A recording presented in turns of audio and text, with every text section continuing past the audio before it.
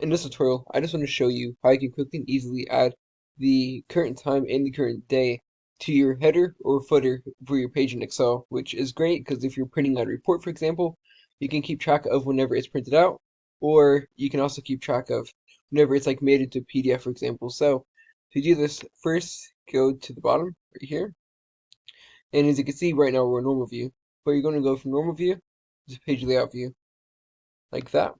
And then here you can see now the Excel sheet separated into different pages. So, and here we have a header, and here we have a footer that kind of shows up whenever you highlight over it, like that. So to add the element, first click into the header, and once you click the header and footer, you can see a little pop-up right at the top that says header and footer. And then you click into that, and you can see different elements that you can add. So we can click current time right here, and click out of that, and the current time is shown. Adding the current day is just as easy too. So we click in the header and footer, and we can say current date, for example. And then, as we can see, now it says the date and the time. We might want to format this a bit to be a bit more what we're looking for, but now we can see the current date and the time. Now, as we scroll down though, one thing that we know might not necessarily be what you're looking for is, as you can see, it adds a date and time to every single page. And let's just say you only want it on the first page, then you can actually make it to where you have a different header in the first page.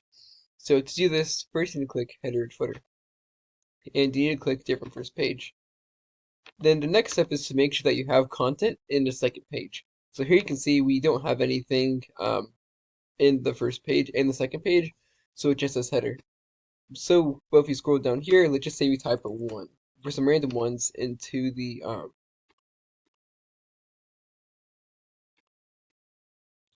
pages.